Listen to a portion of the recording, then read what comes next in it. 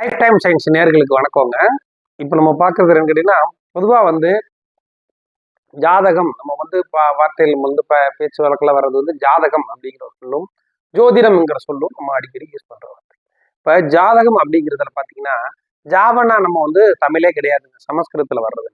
அதே மாதிரி ஜோதிடத்துல ஜோ வந்து சமஸ்கிருதத்தில் வர்றது, தமிழே கிடையாது.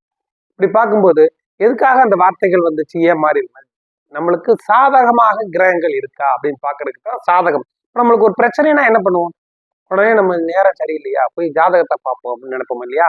அது வந்து நம்மளுக்கு கிரகங்கள் சாதகமாக இருக்கிறதா, இதனுடைய அர்த்தம் தாங்க அது சாதகம். ஆக்சுவலா தமிழ்ல சொன்னா நம்ம அது சாதகம் தான் சொல்லணும். ஜோதிடத்துல சொல்லும் போது ஜோதிடம் அப்படின்னா ஜோ வந்து சமஸ்கிருதமா இருந்தாலும் நம்ம வழக்கத்துல கொண்டு வர்றது ஜோதி அப்படிங்கிறோம். ஜோதி அப்படின்னா என்ன? ஒரு வெளிச்சம். ஒரு வெளிச்சம் நம்மளுக்கு இருக்கா வாழ்க்கையில? இந்த கிரகங்கள் நல்ல சுப கிரகங்கள் பார்த்தா நம்ம வாழ்க்கையில வெளிச்சம் கிடைக்கும், இதுதாங்க அர்த்தம். அப்போ சாதகம்னா என்ன?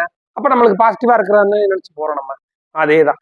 இப்போ வந்து உதாரணத்துக்கு சொல்ல போனா சுப கிரகங்கள் சொல்றோம் பாத்தீங்களா, சுக்கிரன், சந்திரன், குரு, புதன், இவங்கெல்லாம் நல்ல நிலைமையில் இருக்கணுங்க.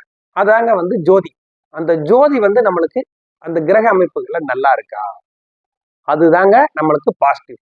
அதுக்காகத்தான் நம்ம வந்து ஜாதகத்தை பார்க்கும்போது நல்ல நேரங்கள் வருதாங்க. நல்ல நேரங்கள் அப்படிங்கிறது இந்த கணக்குல தாங்க. இந்த சுப கிரகங்கள் நம்ம ஜாதகத்துல கெடாம இருக்குதா, கெடாம இருந்தாலே அவங்க வாழ்க்கையில மேக்சிமம் பிரச்சனைகள் வராதுங்க, அவங்க நல்லாவே இருப்பாங்க.